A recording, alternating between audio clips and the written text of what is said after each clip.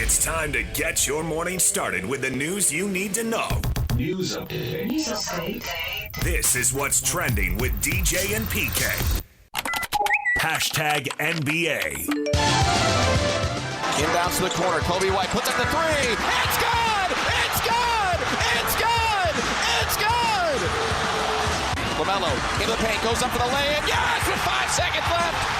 No timeouts for Miami. They get it to Mitchell. Mitchell racing into the front court. Mitchell up for the lay-in. No! It's over! It's over! It's over! The Hornets win!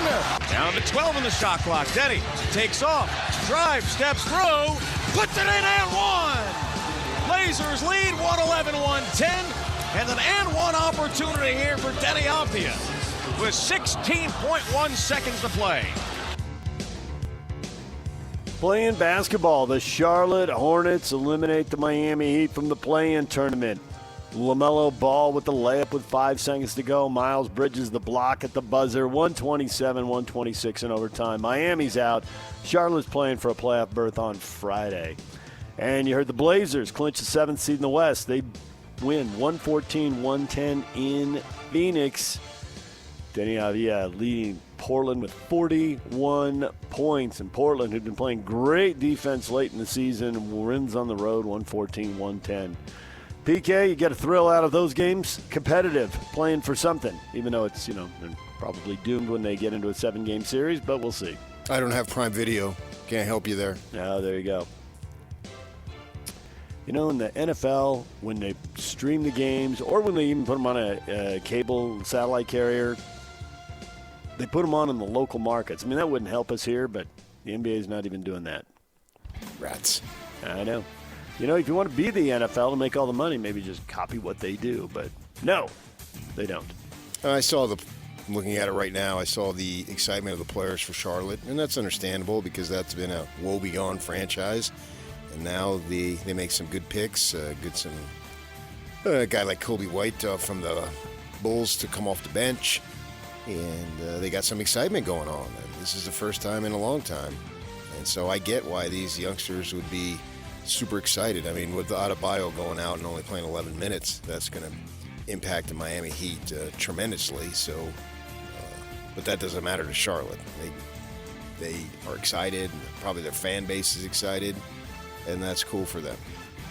Yeah, I saw a video someone took from in the stands. You can see all the arms, people bouncing up and down, going wild. So if you're a Hornets fan, it's been a long time. Win something. Show some progress, and you're doing that this year. Yeah. Got a winning record and now won this playing game. And it's good for them. Yep.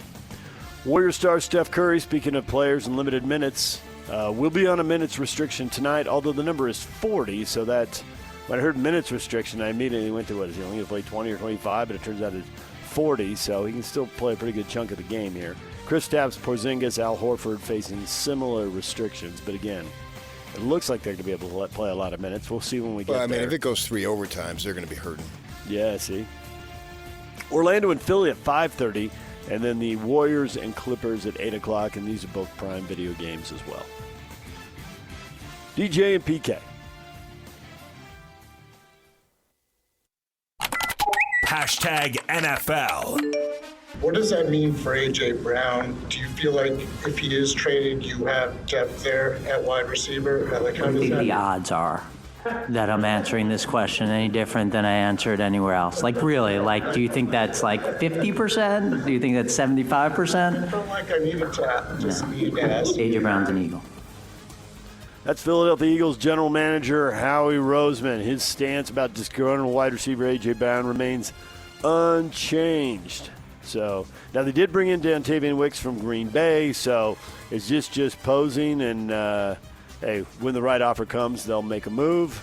Time will tell. What do you think the answer is? The odds are that I'm going to know the answer to that. I think 100%.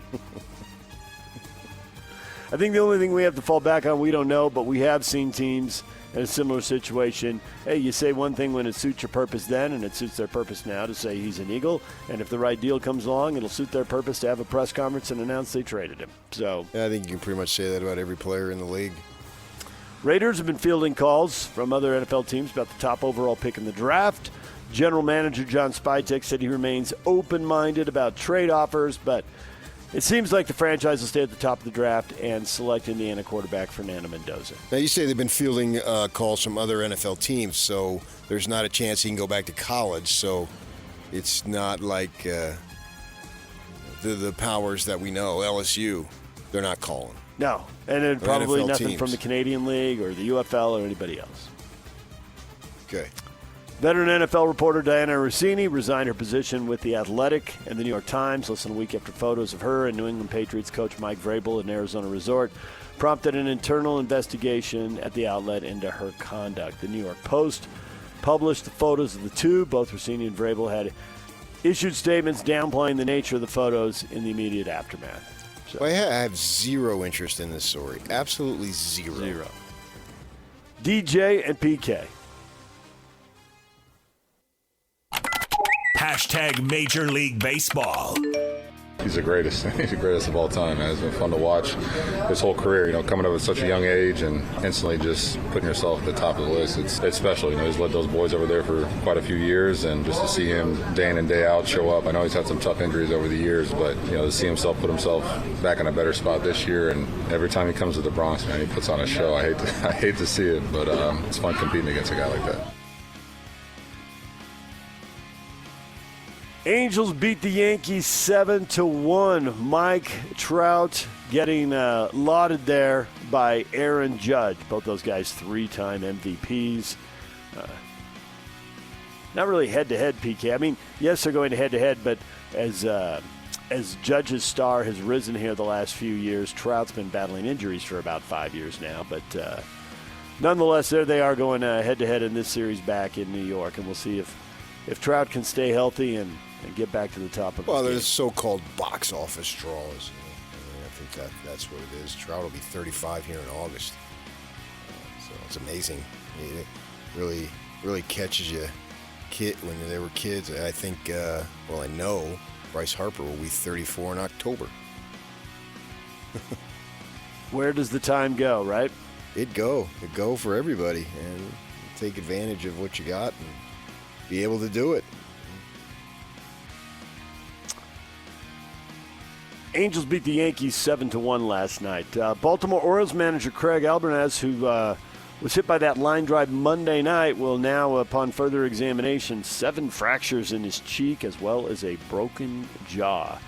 He returned to the game after getting checked out. He's not going to need surgery, and so he is planning on managing and just keep it going. They said on the Baseball Network this morning that he would need surgery. Oh, really? I don't know. Now he will, huh? I don't know. I don't know who's right, but I was listening to it coming in. They were obviously talking about him, talking about your guy Mason Miller hasn't allowed a run, freaking hit forever. You got to go back to last year, man. We saw him in the World Baseball Classic. He's a reliever for the Padres. They've won 6 in a row. Scoreless streak to 29 2/3. Wow. An awesome stretch by him, halfway to a record, and he just keeps nailing it down for the He's Padres. 4 innings shy of the franchise record. Some guy I literally have never heard of. Meredith? Have you heard of him? Yes. What's his first name?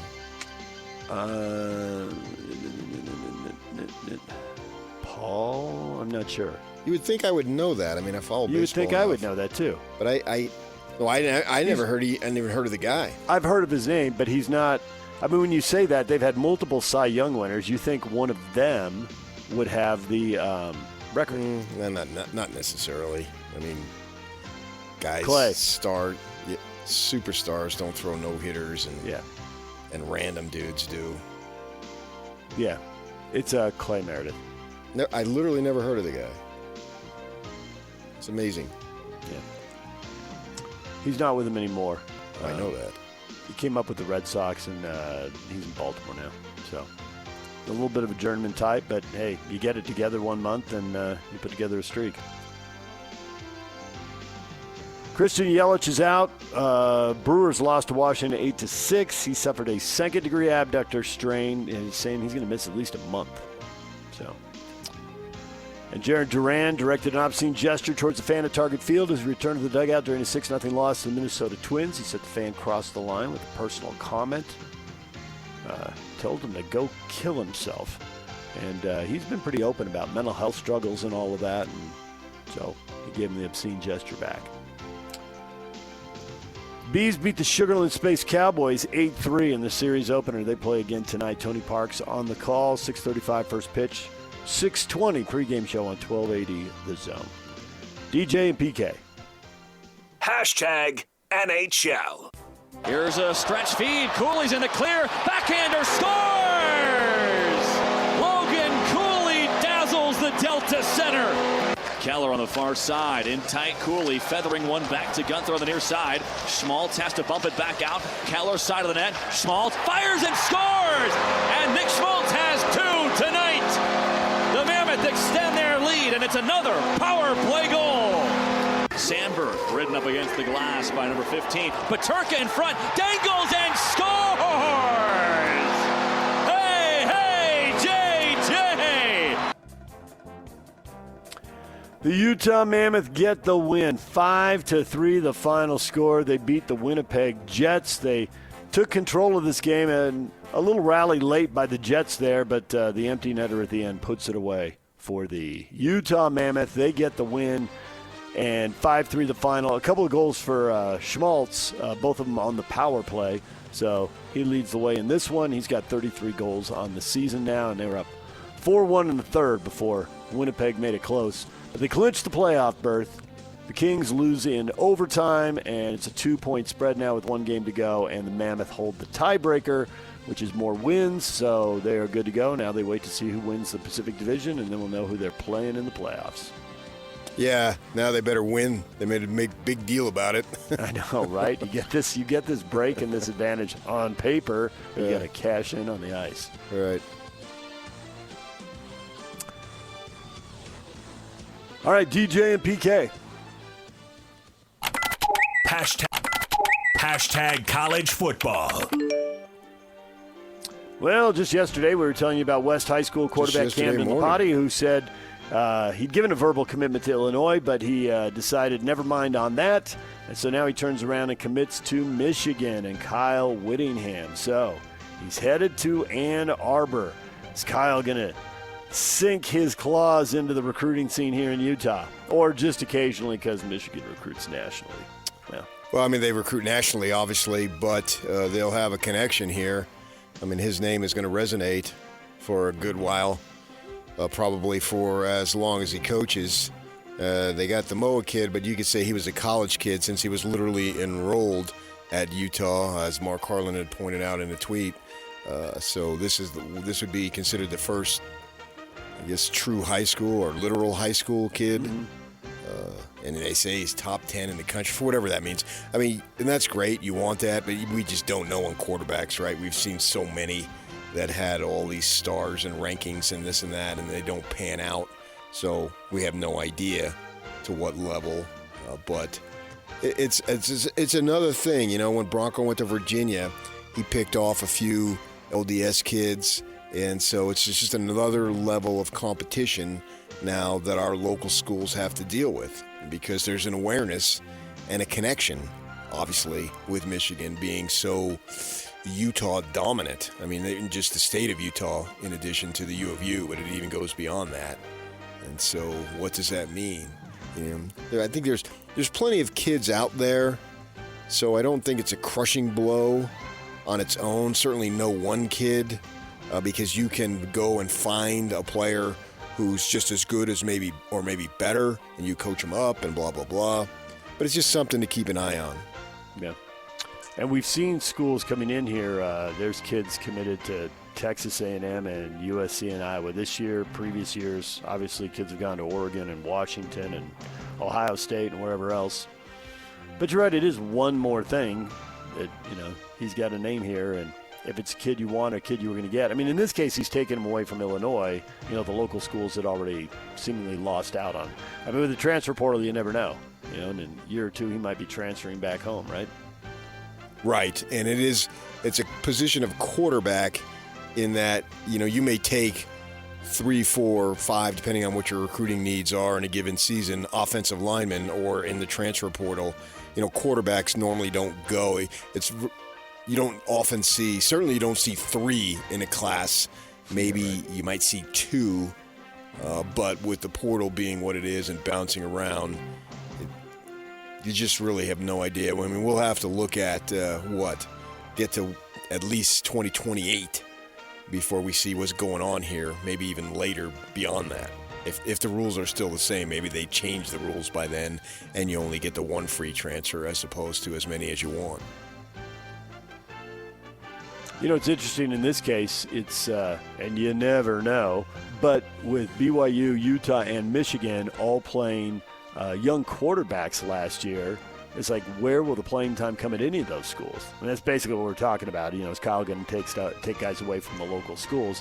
And so many quarterbacks don't want to go somewhere where there was a freshman who showed well. And all 3 schools had freshmen who showed well. So maybe a little odd in that regard. Well, yeah, I think the Utah one is a little overstated. Not to say that it could be. He can't showed do the it, least but of the it 3, was in for sure. limited duty. Yep, he showed the least of the 3. But he did get a start, and he did look good when he got the start. So, as a runner. Yep.